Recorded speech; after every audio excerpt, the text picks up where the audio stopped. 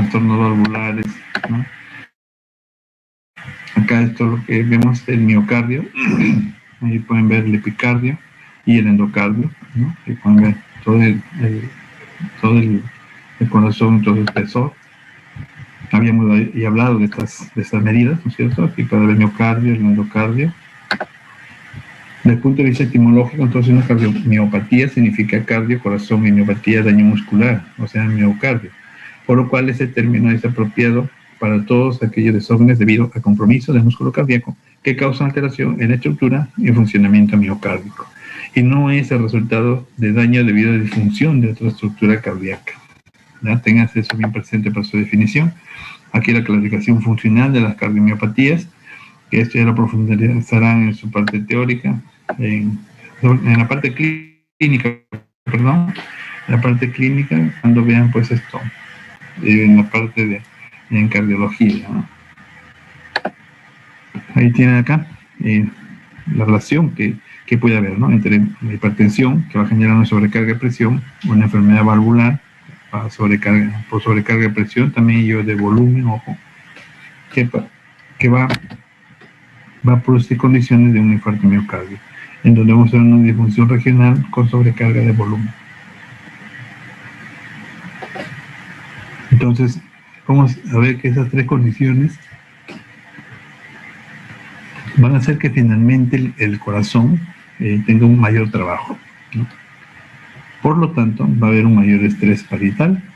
Por lo tanto, frente a esta sobre demanda de esfuerzo, el corazón responde. ¿Cómo responde? A través de la nueva organización que van a tomar sus células musculares. Entonces estas van a tener que estirarse. Entonces no solamente se estiran, sino también que se ensanchan, ¿no? Entonces así como aparece la hipertrofia miocárdica, o la hipertrofia o dilatación también miocárdica. Entonces se caracterizan porque hay un aumento de tamaño y masa del corazón. Hay un aumento en la síntesis de proteínas, hay inducción de genes inmediatos precoces, hay la inducción también del programa genético fetal, hay proteínas anormales, puede verse zonas de fibrosis o correlación inadecuada.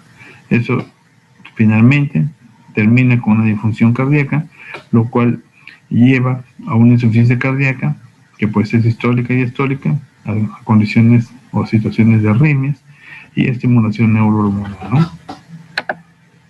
Entonces, la miocardiopatía dilatada se caracteriza por ser una entidad donde se observa una alteración en la geometría normal del ventrículo, principalmente, ¿no? Del ventrículo derecho, con tendencia a la esfericidad y aumento de los diámetros diastólicos y sistólicos, así como sus volúmenes con un deterioro de la función ventricular sistólica. Hay fracción de eyección usualmente menor al 50% y un volumen de latido marcadamente disminuido. Eso se expresa entonces cuando se hacen unos exámenes, como una radiografía, por ejemplo, el paciente ya puede presentar pues algún grado de miocardiopatía dilatada, ¿no? Se dice que es la tercera causa más frecuente de falla cardíaca después de la enfermedad coronaria y de la hipertensión. Y aquí tenemos en esta otra imagen un corazón que, como se pueden ver, está bastante protegido por semejante capa de grasa, ¿no? Como puede verse en la imagen. Y se puede ver ahí, este corazón no es del todo normal, ¿no? Puede verse ahí un aspecto dilatado de todo el órgano. Aquí en esta otra imagen, en este otro esquema, puede ver que en el ventrículo izquierdo está aumentado con respecto al diámetro de las paredes, que son normales o eventualmente adelgazadas. La superficie ventricular cambia tendiendo a la esfericidad, ¿no? El anillo mitral se dilata y a su vez con distorsión de las superficies valvulares. Entonces aquí tenemos la dilatación del corazón, ¿no? Una miocardiopatía dilatada. Como ven, ese ventrículo es el que más muestra la dilatación. Ahí en esta otra imagen se puede ver todo el ventrículo dilatado, ¿no? A todo lo largo del ventrículo, miren ahí. Se puede ver zonas de congestión y también hay muchas de estas bandas, ¿no? Nuestras bandas que pueden mostrarse pues en algunas condiciones patológicas, como es el caso, por ejemplo, de pacientes alcohólicos crónicos. Entonces pueden mostrar este tipo de cardiomiopatía. Pueden ver, miren, totalmente dilatado, ¿no? Que incluso ya comparte la dilatación con el otro lado ventricular. Ahí ya lo modista está. Aquí pueden verse ahí la hipertrofia de las células miocárdicas, ¿no? Ahí ven los miocitos que están bastante engrosados. Y aquí miren el tamaño de la pared interventricular, bastante engrosado, y también de la pared ventricular. Aquí en esta otra, miren, ahí está la medida, ¿no? Es más de 2 centímetros de espesor, cuando este es de un menor espesor, pues, ¿no? Entonces acuérdense las medidas de las aurículas y los ventrículos, ¿no? Eso se ha revisado, han revisado eso en histología, y justamente veíamos que cada una de las cámaras cardíacas tenían un promedio de espesor miocárdico, el cual justamente le favorecía para poder cumplir con su función a cabalidad. Y aquí miren, un crecimiento concéntrico, ¿no? Miren ahí. Entonces, eso se puede dar en casos de hipertensión. Entonces, aumentar la carga, aumentar el volumen sanguíneo ahí, eso fuerza que el corazón empiece a activarse. ¿Cómo responde a eso, a esos cambios? A través de la dilatación de las fibras miocárdicas y también a través del ensanchamiento, o sea, la hipertrofia. Hay un aumento en masa, pero sin aumento de número, sino es porque se ensanchan las células miocárdicas. Ahí tenemos, por ejemplo, en este caso, se puede ver el espesor del receptor interventricular mucho más que lo normal, ¿no? Así también, como por acá, es una parte normal, y aquí en esta parte, miren, podemos ver, ojo, esto no es la longitud, por si acaso, es el ancho, este es lo normal de ancho, y esto es una cardiopatía hipertrófica. Miren cuánto se ha ensanchado. Por eso se ha comparecido con esto, ¿no? Miren, está totalmente engrosado. Y ahí en esta otra imagen se puede ver, igualmente para que comparen, un corazón normal, mientras que acá vemos que miren, y comparadas estas fibras con las de acá, son casi el doble, ¿no? Y además el corte transversal, miren, se puede ver claramente la lesión causada. Ahí igualmente ya hay mayor aumento, ¿no? Ahí pueden ver. Acá en esta otra imagen se puede ver incluso la fibrosis intersticial que puede haber entre los, ahí vemos neovascularización.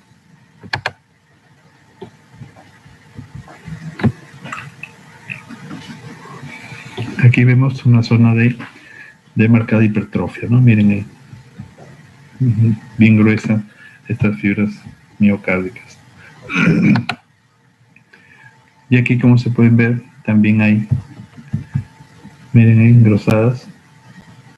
Y aquí, bueno, se puede ver en este corte diferentes direcciones de las fibras musculares, ¿no? Aquí, como pueden ver, se distinguen algunas ramificaciones anómalas que pueden darse en los miocardiocitos. Todo eso pues es un afán de compensar el grado de daño que hay a nivel del corazón.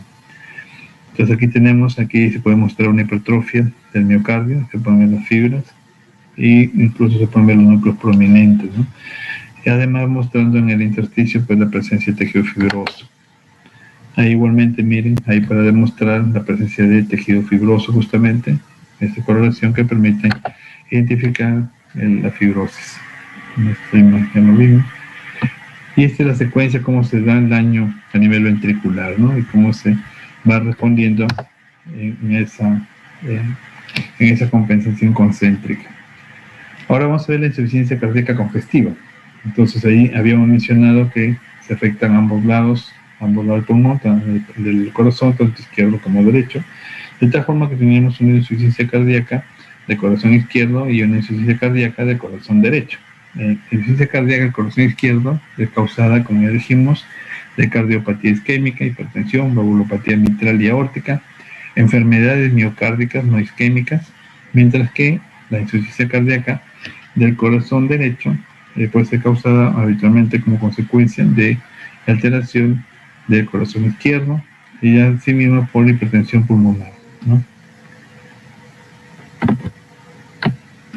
Y aquí tenemos algunas imágenes de la insuficiencia del corazón izquierdo. Ahí se puede ver una marcada congestión pulmonar.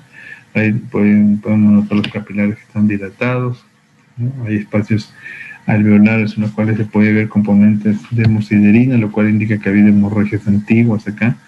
Entonces están ahí, los macrófagos están deglutiendo esta hemosiderina, está ahí poniendo los macrófagos. Y estos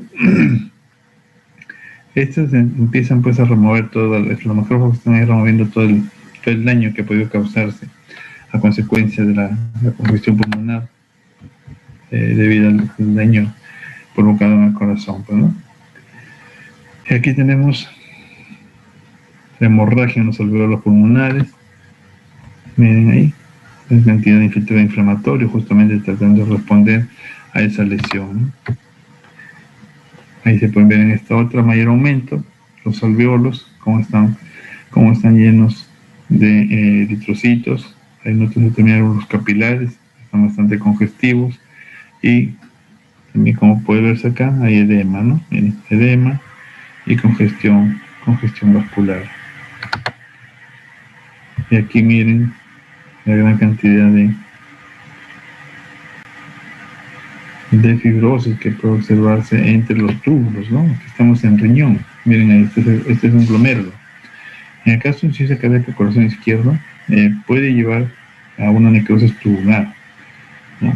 Es un daño, o sea, es una insuficiencia renal aguda que puede llevar, y que es de tipo prerrenal, ¿no? Entonces tiene que ver con el volumen de ingreso a los riñones, y que pueden finalmente ocasionar pues esto, daño a nivel del intersticio renal, ¿no? Y entre los espacios intertubulares. Aquí en esta otra imagen, como consecuencia también de la insuficiencia cardíaca del corazón derecho, en este caso causada pues por una hipertensión pulmonar, vemos ahí la arteria pulmonar que cómo está comprometido su íntimo, ¿no? Entonces esto ocasiona por una hipertensión pulmonar. Y acá podemos ver también como consecuencia de una insuficiencia del corazón derecho, vemos ahí un hígado con congestión pasiva, ¿no? Ahí vemos lagos de sangre cerca de las venas centrales. Y ahí se pueden ver la congestión también en el hígado. Nótense ahí los lobulidos hepáticos y una marcada congestión, ¿no? Con respecto a los trastornos valvulares, ya sabemos que las válvulas son orificios que tienen valvas, ¿no? Que tienen valvas y están localizadas en el corazón. Ahí vemos un orificio del tronco aórtico, el tronco pulmonar, el orificio mitral y el tricuspidio. Aquí en este caso vemos las válvulas sigmoideas. Ahí vemos una válvula aórtica que posee 3 valvas. Estas válvulas son semilunares que, cerradas en diástole, forman unas bolsas llamadas senos de Valsalva, de concavidad hacia la luz de la aorta ascendente. Hay una válvula pulmonar, también se pueden ver las 3 válvulas semilunares, ¿no?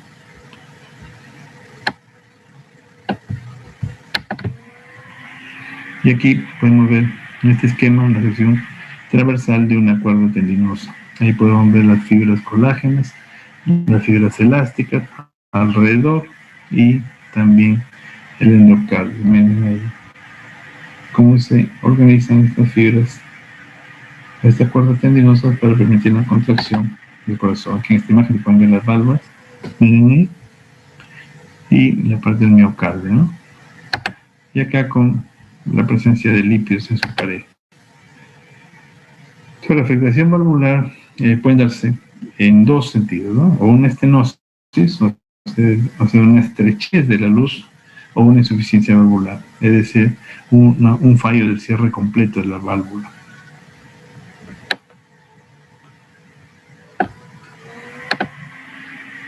En esta diapositiva se pueden ver acá las principales etiologías de la cardiopatía valvular, ¿ya? Que esto ya verán cuando estén con sus prácticas de semiología y puedan profundizar un poco más. Acá, en cuanto a la degeneración valvular causada por calcificación, que es la más frecuente, encontramos la estenosis aórtica calcificada, la más frecuente, la calcificación de una válvula aórtica congénitamente bicúspide y la calcificación mitral. Y ahí tenemos el dato morfológico característico, ¿no? En el caso de la estenosis, la aórtica calcificada, no reumática, radica en las masas calcificadas que se observan ahí amontonadas dentro de las cúspides aórticas, que acaban sobresaliendo a través de la superficie de salida de los senos de Valsalva, ¿no? Ahí puedes verse señalado por la flecha, que impiden la abertura a su vez de las cúspides. Y bueno, antes se podía extraer estas muestras pues tan solo cuando había muerto el paciente, ¿no? Entonces, ante una insuficiencia valvular, terminaba el paciente de repente con muerte súbita y terminaba en salas de necropsia donde se exploraba el corazón y se sacaba pues las válvulas por pedazos prácticamente. Hoy en día podemos recibir muestras así, pero extraídas en salas de operaciones, ¿no? En salas de operaciones y el paciente sale a hacer su actividad física normal, ¿no? Por lo menos casi normal, hacer su vida diaria. Y estas calificaciones son reemplazadas por algunas prótesis valvulares. Hoy en día ha avanzado bastante la cirugía cardiovascular y eso es prácticamente esto. Son cirugías que se hacen casi a diario, ¿no? Igualmente, miren ahí, otro segmento de válvula totalmente calcificado. Y ahí pueden ver en esta imagen la calcificación aórtica que lleva pues a una estenosis sobre una estenosis congénita bicuspidia, ¿no? Aquí vemos la fusión que ocurre a nivel central de la válvula. Aquí en esta otra, la calcificación, ahí podemos ver la degeneración que ocurre en la válvula, miren. Entonces hay una calcificación anular, hay nódulos de calcificación acentuados en su base. Asimismo se puede ver esto, la cavidad atrial, y en el otro, acá en esta imagen, se puede ver una sección del miocardio, en lo cual se está indicando pues calcificaciones bastante groseras, ¿no? Aquí en esta otra también se puede afectar pues este daño que hay a nivel de la válvula pueden afectar la función valvular directamente, ¿no? En otras ocasiones puede conducir a regurgitación al interferir con la contracción sistólica del anillo de la válvula mitral o estenosis. Aquí es el sitio para la formación de trombos, no frecuente en mujeres de mayores de 60 años y en los individuos con válvulas mitrales mixomatosas o aumento de la presión ventricular izquierda. Ahora vamos a ver la degeneración mixomatosa de la válvula mitral, lo cual lleva a un prolapso de la válvula mitral, ¿no? O también conocido como prolapso. El cambio esencial es la atenuación de la capa fibrosa de la válvula, de la que depende la integridad estructural de la válvula, acompañada de engrosamiento focal marcado de la capa esponjosa con depósitos de material mucoide. Este es el efecto mixomatoso, ¿no? La presencia de material mucoide, como puede verse ahí, semeja pues a la gelatina de Wharton del cordón umbilical. Y ahí pueden ver en esta otra imagen, miren, la aorta, cómo se encuentra, bastante engrosada, con ateromas.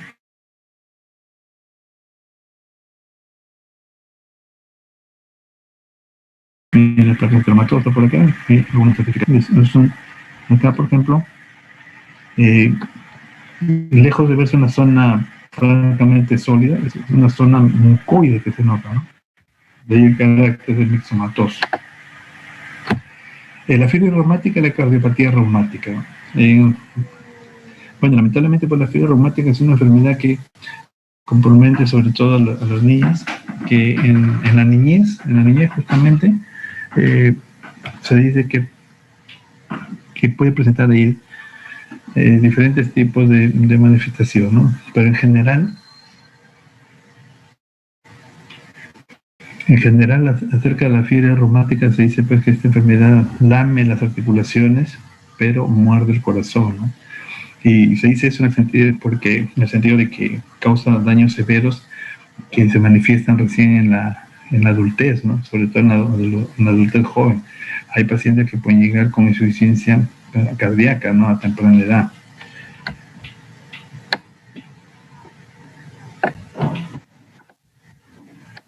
La fiebre reumática es una enfermedad entonces inflamatoria aguda multisistémica de mecanismo inmune que ocurre pocas semanas después de un episodio de faringitis, por ejemplo, por estreptococos del grupo A, ¿no?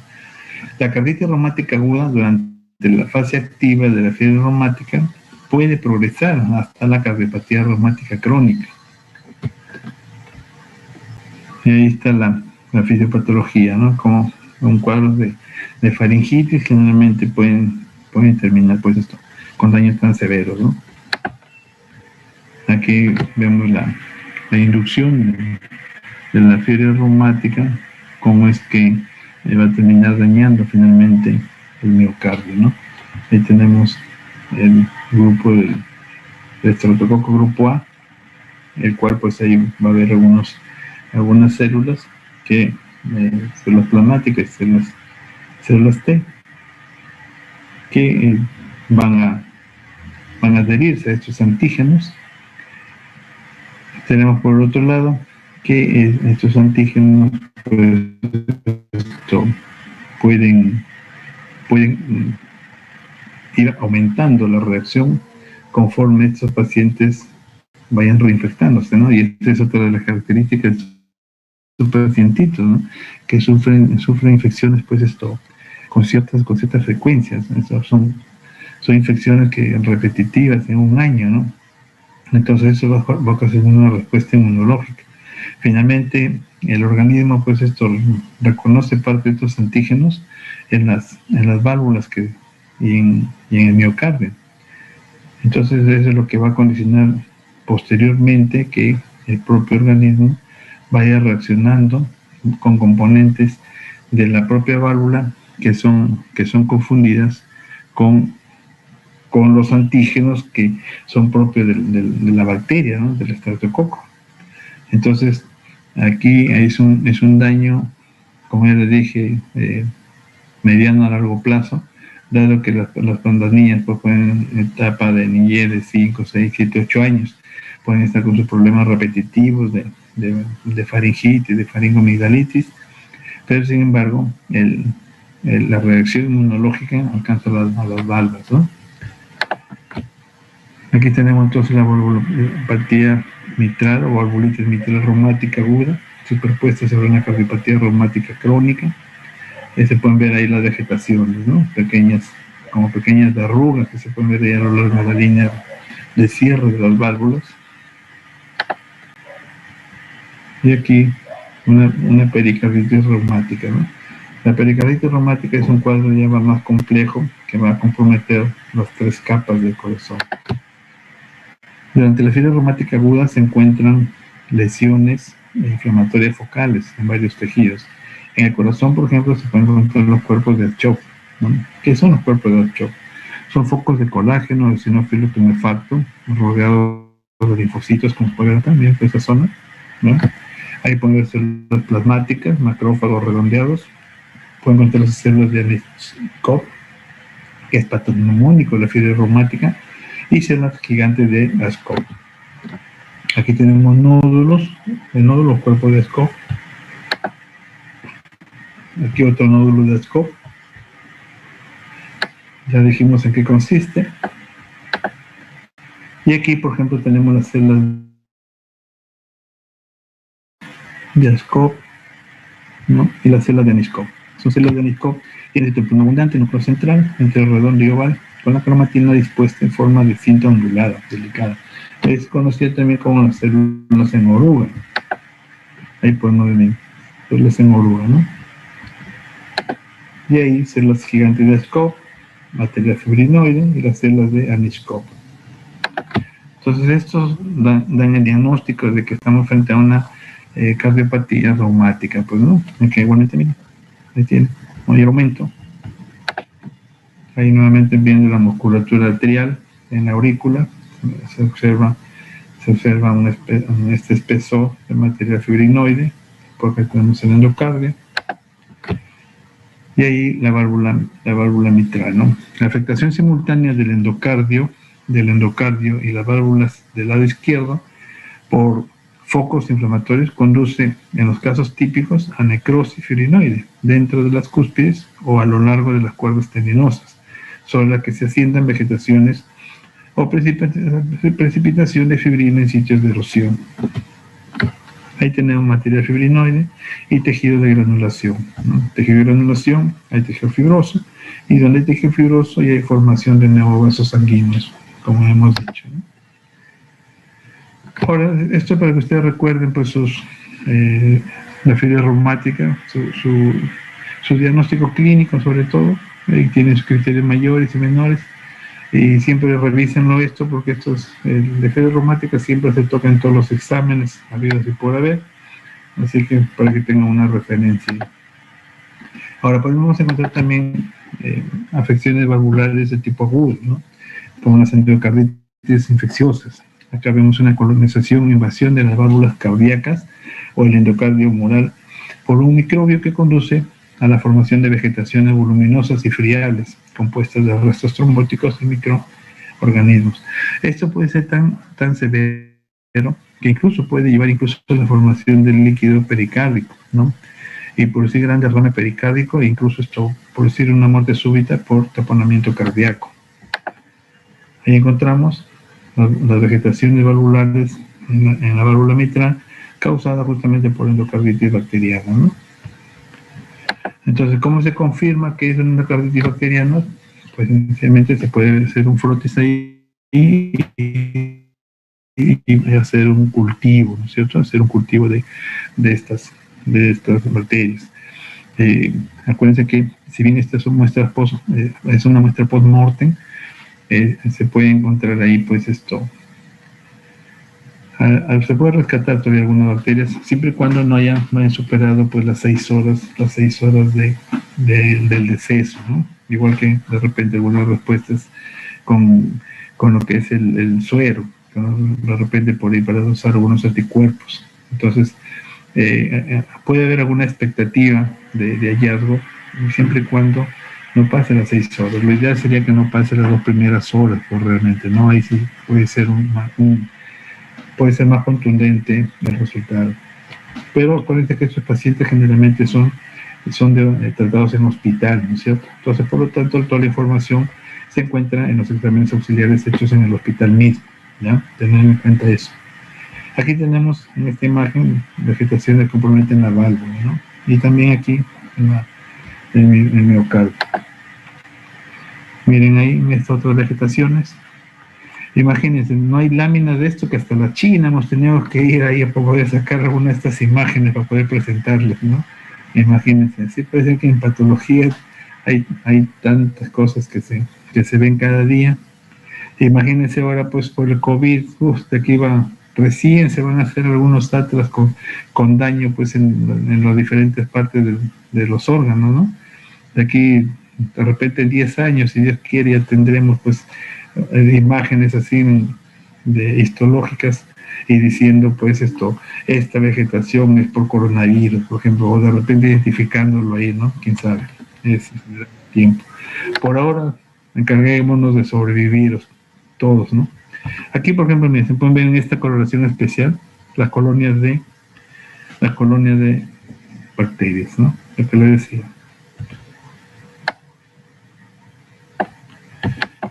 Bueno, estos criterios que no deben olvidarse, ¿ya? Desde el punto de vista teórico y para su parte clínica sobre todo.